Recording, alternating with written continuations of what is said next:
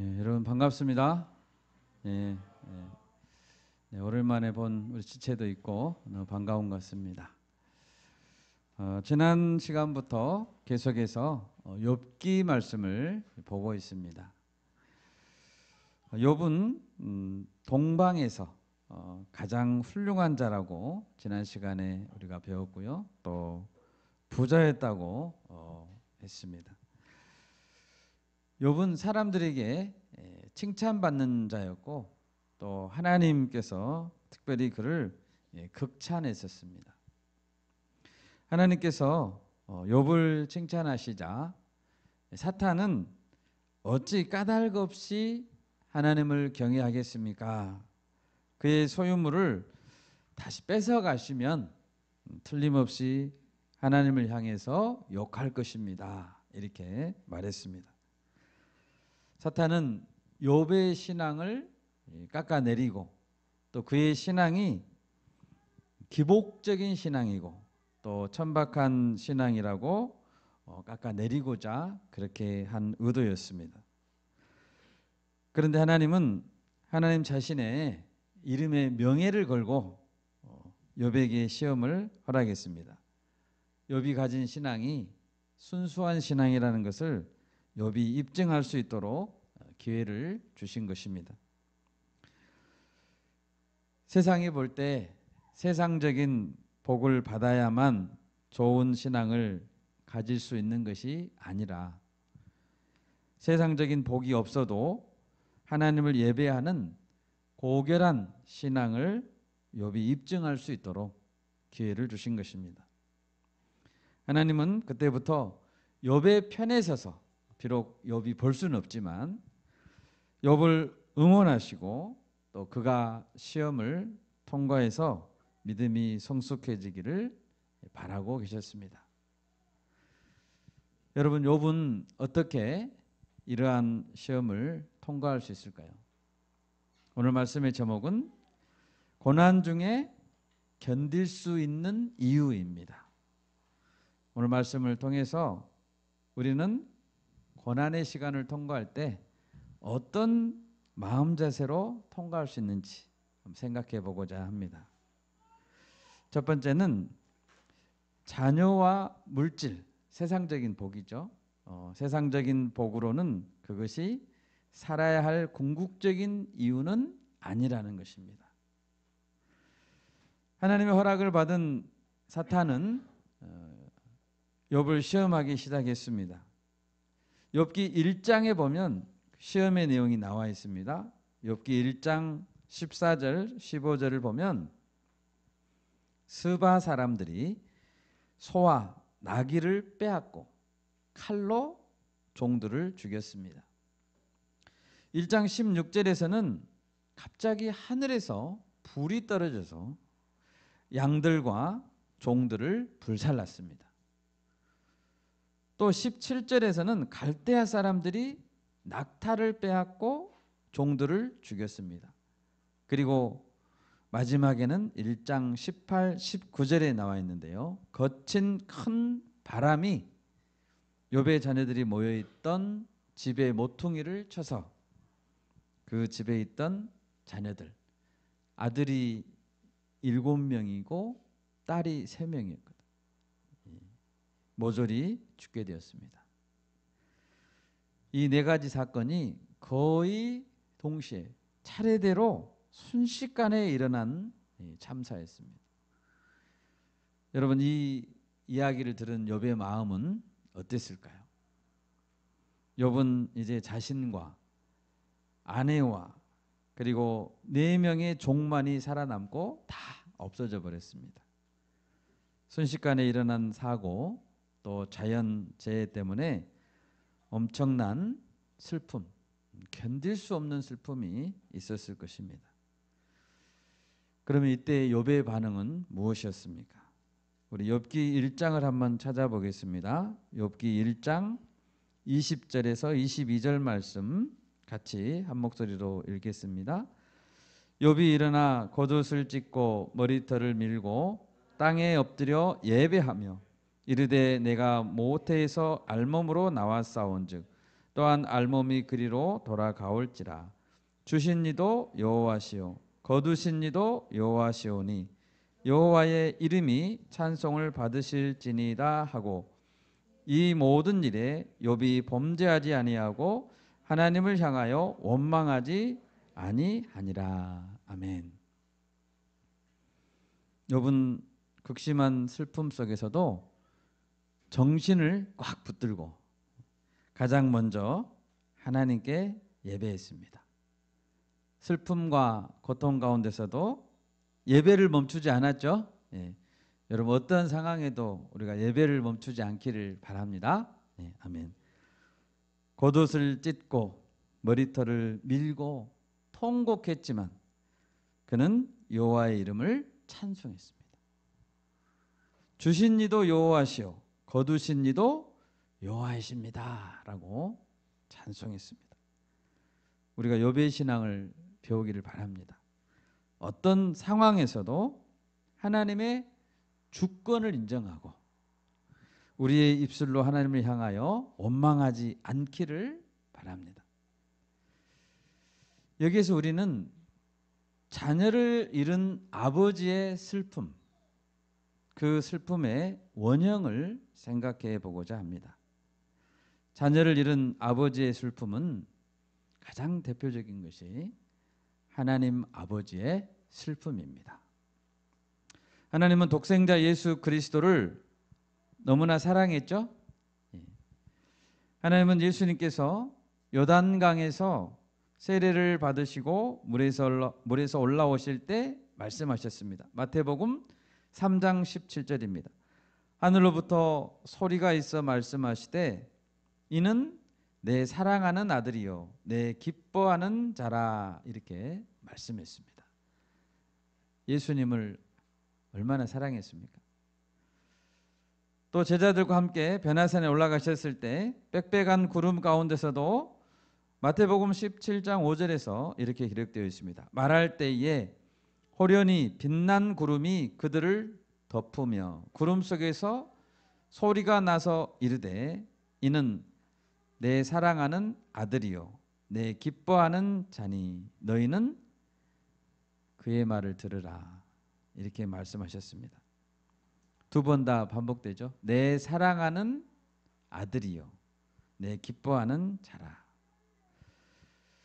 하나님 아버지는 이처럼 사랑하시는 독생자 예수 그리스도, 독자 예수 그리스도를 십자가에서 죽이시고 우리에게 대속 제물로 주셨습니다.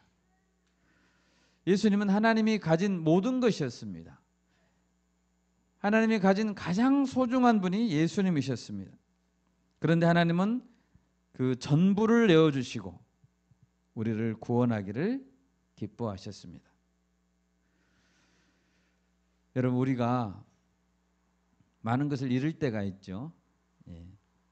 모든 소유를 잃어버린 후에도 우리는 왜 하나님을 예배해야 됩니까? 하나님이 먼저 베풀어 주신 사랑, 우리를 위해 먼저 모든 것을 내어주신 그 사랑은 그 무엇과도 비교할 수 없는 값진 것이기 때문입니다. 로마서 8장 32절 제가 읽겠습니다. 자기 아들을 아끼지 아니하시고 우리 모든 사람을 위하여 내주신 이가 어찌 그 아들과 함께 모든 것을 우리에게 주시지 아니하겠느냐. 아멘입니까? 네. 모든 것을 주신다는 것이죠. 만약에 하나님께서 내가 가장 아끼는 것을 가져가 버렸다고 생각합시다. 내가 가장 소중하다고 생각한 것, 가장 좋다고 생각한 것을 도로 가져가셨다면 그 이유는 딱 한 가지입니다. 왜 가져가셨을까요? 그것보다 더 좋은 것을 주시기 위함입니다. 믿습니까? 아멘. 하나님은 우리에게 가장 필요한 것을 아시고 또 나를 위해 가장 좋은 것을 알고 계십니다. 하나님은 우리의 모든 것 되심을 믿습니다. 주신 이도 여호와시오 거두신 이도 여호와시오니. 끝까지 여호와를 우리가 찬송할 수 있기를 바랍니다. 우리가 살아야 될 궁극적인 이유는 하나님 아버지 때문입니다. 아버지의 무한한 사랑 변치 않습니다. 내게 가장 좋은 것이 무엇인지 아시는 하나님께서 바로 그것을 우리에게 주시기 때문입니다. 두 번째로 내 몸의 안락함, 내 몸의 편안함이 우리가 살아야 될 이유는 아니라는 것입니다. 첫 번째 시험 후에 사탄은 시험을 멈추지 않았습니다. 여러분, 사탄의 공격은 절대 포기하지 않습니다. 사탄은 집요합니다. 우리가 방심해서는 안 되는 이유죠. 2장 5절에 보면 다시 한번 하나님께 말합니다. 이제 주의 손을 펴서 그의 뼈와 살을 치소서. 그리하시면 틀림없이 주를 향하여 욕하지 않겠나이까. 하나님은 다시 한번 욥에게 시험을 허락하십니다. 그 시험을 이길 수 있는 기회를 주고자 하심이죠. 하나님은 욥이 믿음의 온전함을 지킬 수 있기를, 그리고 사탄의 시험이 얼마나 악하고 잘못된 시험이라는 것을 입증하기를 원하시는 것입니다. 욥기 2장 7절을 보십시오. 사탄이 이에 여호와 앞에서 물러가서 욥을 쳐서 그의 발바닥에서 정수리까지 종기가 나게 한지라. 발바닥부터 머리까지 악성 종기가 나서 어떤 약으로도 낫지 않습니다. 그런 종기가 나서 통증과 가려움증으로 이루 말할 수 없이 고통을 당했다는 것이죠. 욥은 제 가운데 앉아서 질그릇 조각을 가지고 자기의 온몸을 긁어야 했습니다. 얼마나 이 병이 심했던지 친구들이 욥을 얼굴을 알아볼 수가 없을 정도로 심한 병이었습니다. 친구들은 아무 말도 해줄 수가 없고 그저 일주일 동안 옆에서 함께 울어줄 수밖에 없었습니다. 이때 욥의 아내는 하나님을 욕하고 차라리 죽으라고 말합니다. 당신이 지키고자 하는 그 신앙이 무엇입니까? 무슨 소용입니까? 하나님을 저주하고 죽으세요. 여러분, 욥의 아내도 욥을 얼마나 사랑해서 결혼했지 않겠습니까? 그런데 사랑하는 아내가 남편에게 죽으라고 할 정도면 얼마나 힘든 상황을 욥이 겪고 있는가 짐작이 갑니다. 그런데 욥의 아내의 말은 많은 것을 우리에게 생각하게 합니다. 당장에 욥이 죽게 생겼죠. 신앙이 무슨 소용일까요? 자녀도 잃어버렸고 재산도 없어졌고 이젠 극심한 고통 가운데 서서히 죽어가고 있습니다. 하루하루 죽지 못해서 살아가고 있는데 신앙의 온전함을 지킨다는 것이 무슨 의미가 있을까요? 여러분, 우리도 이런 말을 들을 수 있습니다. 이런 시대에 도대체 신앙이란 무엇입니까? 당신이 믿는 예수 그리스도 무슨 유익입니까? 심한 표현을 하자면 교회 가면 밥을 주나요? 떡을 주나요? 월급을 주나요? 이렇게 말하기도 합니다. 여러분, 신약 성경에 보면 예수님을 죽인 총독 빌라도 나오죠. 빌라도는 예수님께서 죽을 만한, 사형을 당할 만한 죄가 없다는 것을 알고 있었습니다. 예수님은 빌라도가 이렇게 물었을 때 이렇게 물었죠. 네가 왕이냐라고 물었습니다. 이렇게 물었을 때 예수님 대답했습니다. 네 말과 같이 내가 왕이니라. 그러나 내 나라는 이 세상에 속한 것이 아니라고 말했습니다. 예수님의 가르침은 빌라도에게 위협이 되지 않습니다. 이 세상에 속한 나라가 아니잖아요. 예수님의 가르침은 로마 황제에게 정치적인 위협이 되지 않습니다. 이 세상에 속한 나라가 아니잖아요. 그래서 로마가 예수님을 죽일 이유는 없는 것입니다. 요한복음 18장 37절입니다. 빌라도가 이르되 그러면 네가 왕이냐? 예수께서 대답하시되 네 말과 같이 내가 왕이니라. 내가 이를 위하여 태어났으며 이를 위하여 세상에 왔나니. 잘 들으세요. 곧 진리에 대하여 증언하려 함이로라. 무릇 진리에 속한 자는 내 음성을 듣느니라. 이렇게 말씀하셨습니다. 예수님 말씀하시기를 왕은 왕이다. 그러나 내가 진리에 대하여 증언하러 왔고 그 진리에 속한 백성은 예수님 자신의 음성을 듣는다라고 말씀하셨습니다. 그럼 예수님의 나라는 어떤 나라죠? 예수님의 나라는 예수님의 진리의 말씀을 듣고 순종하여 예수님을 왕으로 섬기는 백성으로 이루어진 나라입니다. 그렇죠? 네. 우리는 이 나라의 백성들입니다. 물론 이 땅에 존재하는 나라들과는 차원이 또 개념이 다른 나라입니다. 시간 개념도 다르고요. 통치 이념도 다르고요. 존재하는 방식도 전혀 다른 나라에 우리는 살고 있습니다. 이미 그 나라는 우리 가운데 와 있습니다. 그러나 아직 완전하게는 오지 않은 영적인 나라이지요. 예수님은 이 진리 때문에 이 진리를 지키기 위해서 자신의 백성들을 구원하기 위하여 왕으로서 죽음의 길을 선택하겠다라고 빌라도에게 말하고 있는 것입니다. 이때 빌라도가 마지막으로 예수님께 아주 중요한 질문을 하나 던집니다. 잘 들으세요. 빌라도가 예수님께 이렇게 말했습니다. 진리가 무엇이냐? 라고 물었습니다. 진리가 무엇이냐? 여러분, 진리가 뭐죠? 이 말은 빌라도가 정말 진리가 있다면 알고 싶다라고 가르쳐 주세요라고 말하는 것이 아닙니다. 구도자의 말이 아니었죠.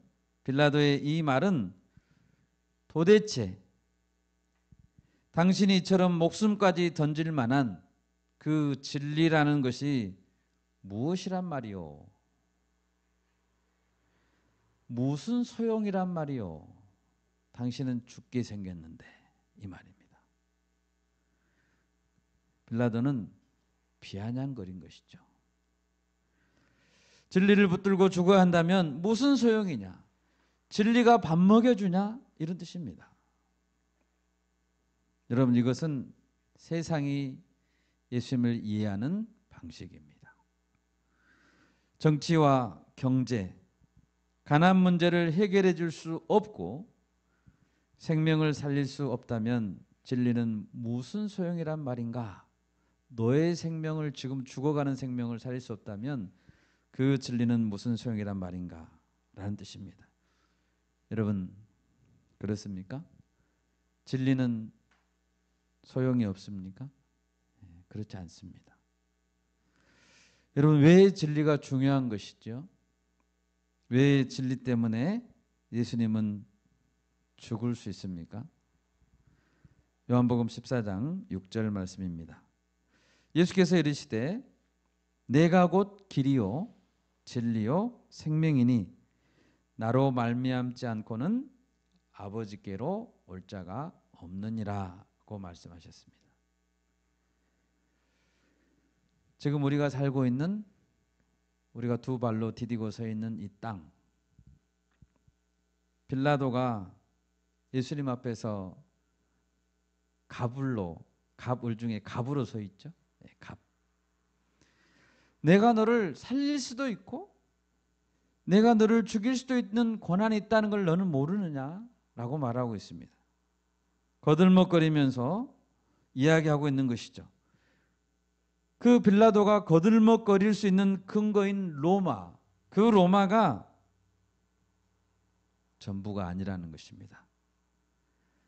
여러분, 로마는 어떤 나라였습니까? 페르시아와 헬라 제국을 평정하고 굳건히 일어선 찬란한 문명과 권세가 로마에게 있는 그러한 나라입니다. 그런데 그 로마가 전부가 아닌 것이죠. 예수님은 말씀하셨습니다. 빌라도에게 말했죠. 요한복음 18장 36절입니다. 만일 내 나라가 이 세상에 속한 것이었더라면 내 종들이 싸워 나로 유대인들에게 넘겨지지 않게 하였으리라. 무슨 뜻입니까?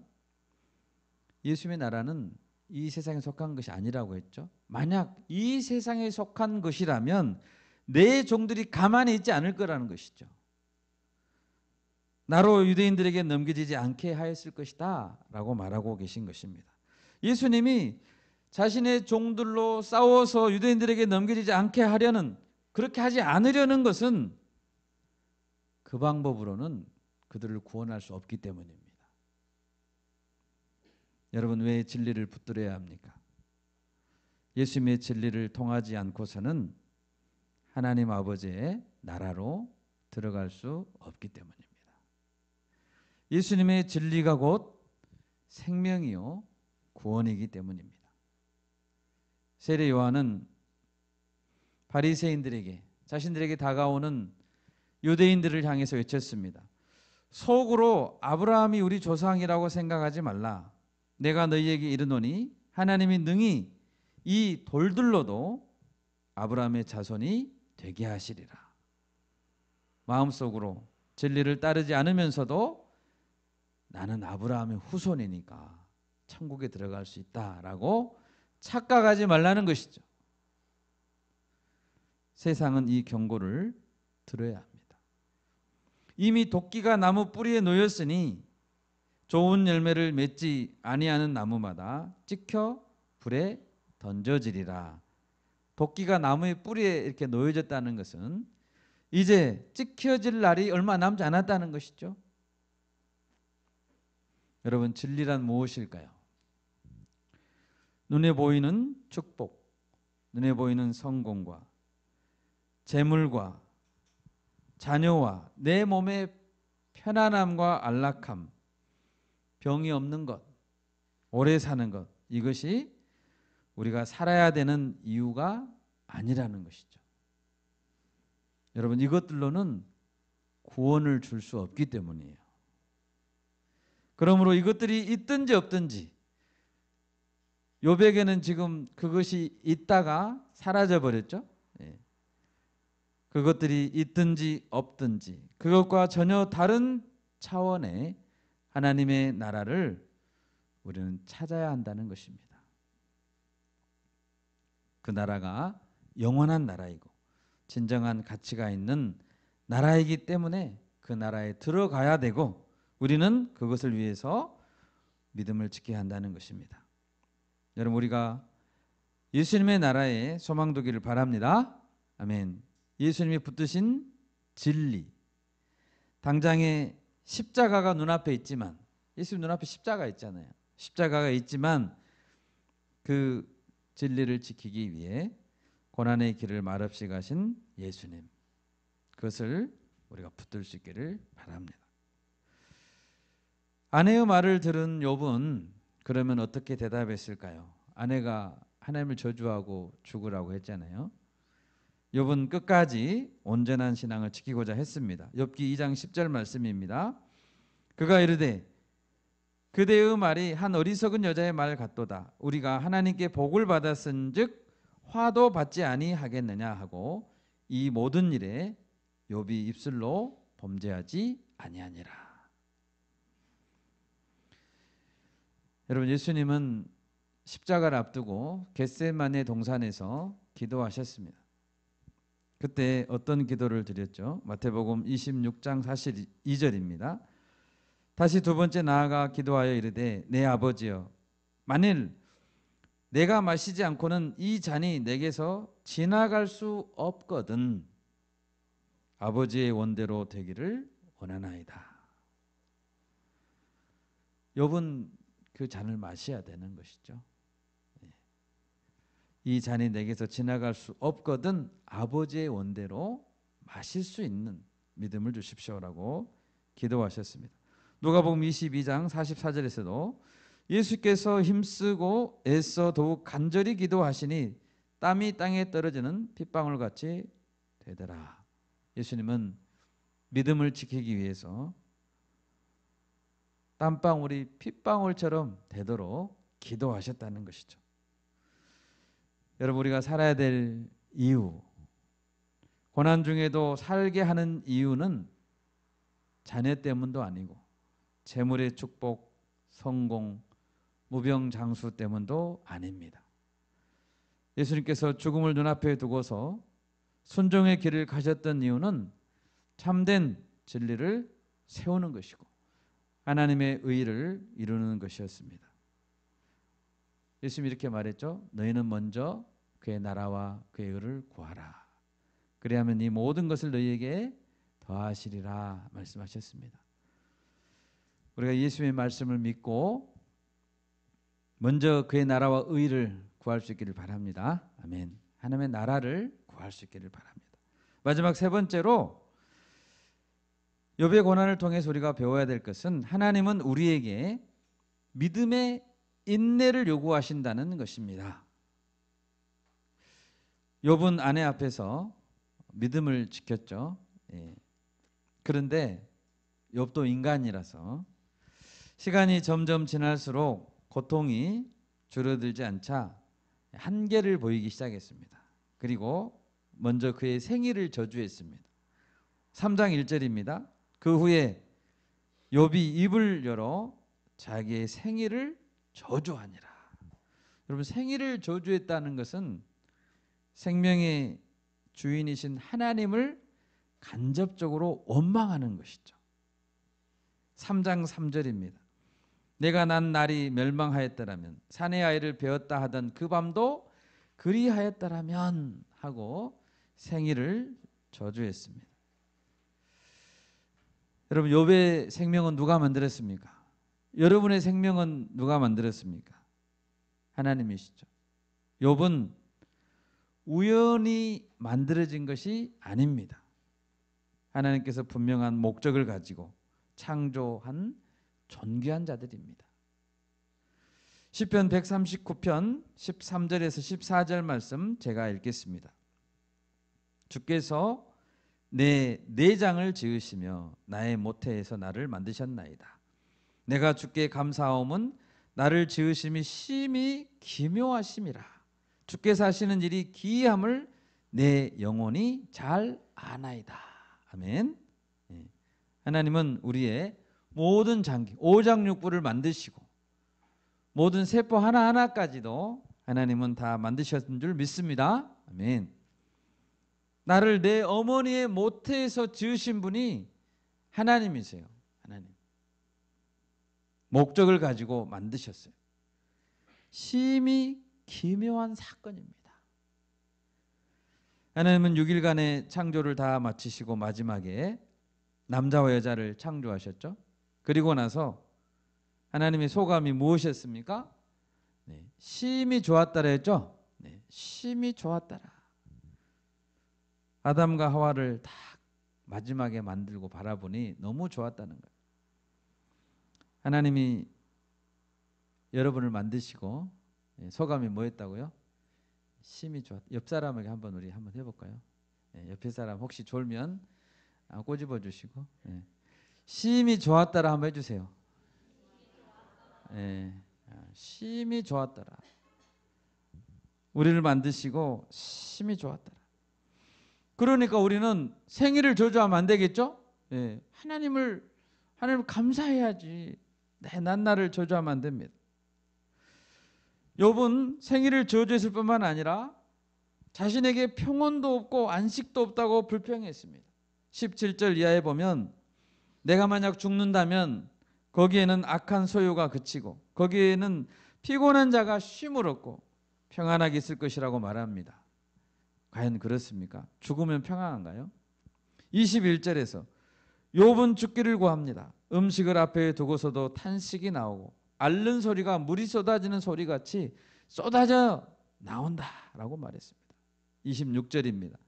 나에게는 평온도 없고 안일도 없고 휴식도 없고 다만 불안만이 있구나.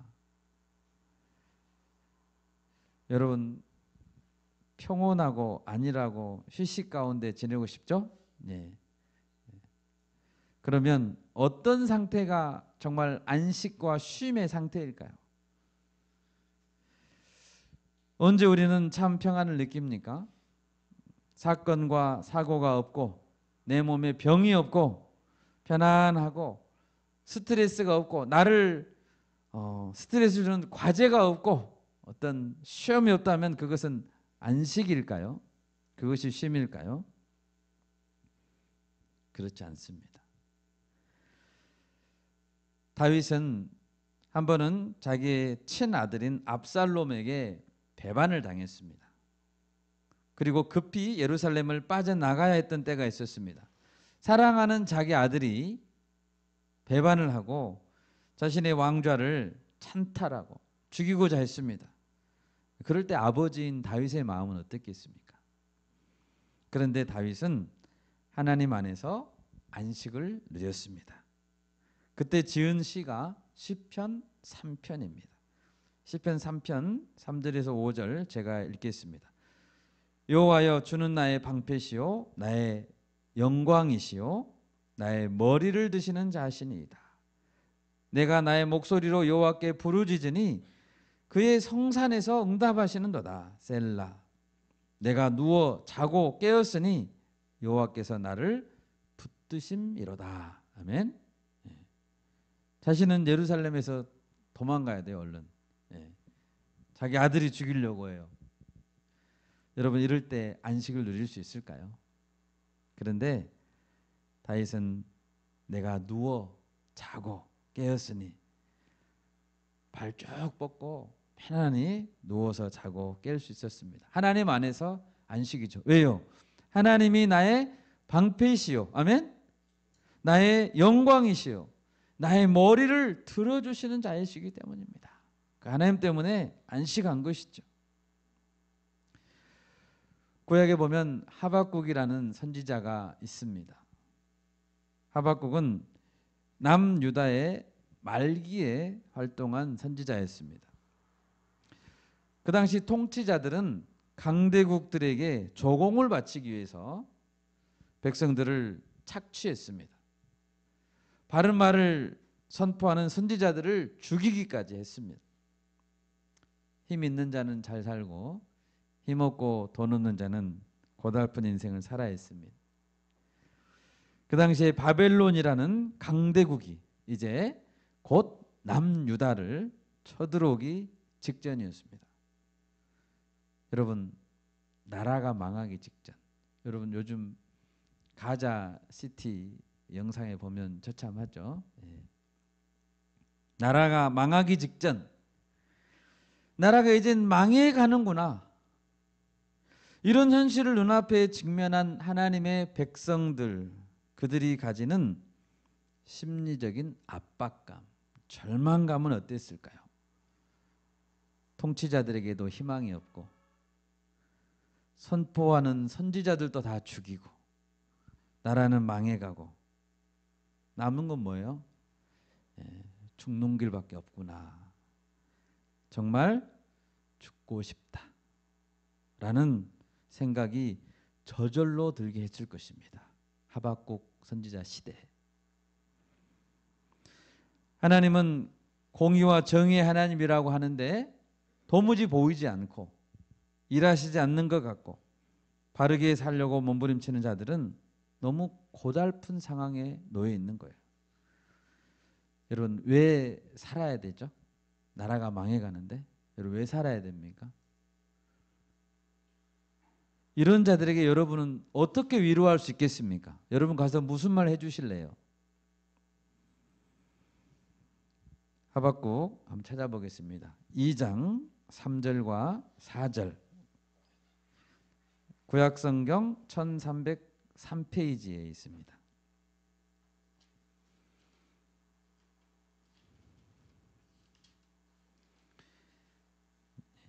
하박국 2장 3절과 4절 말씀 같이 읽겠습니다.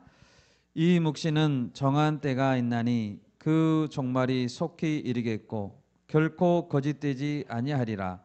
비록 더딜지라도 기다리라. 지체되지 않고 반드시 응하리라. 보라, 그의 마음은 교만하며 그 속에 정직하지 못하나 의인은 그의 믿음으로 말미암아 살리라. 아멘입니까? 네, 아멘. 하나님의 명령은 무엇이었죠? 한마디로 기다리라입니다.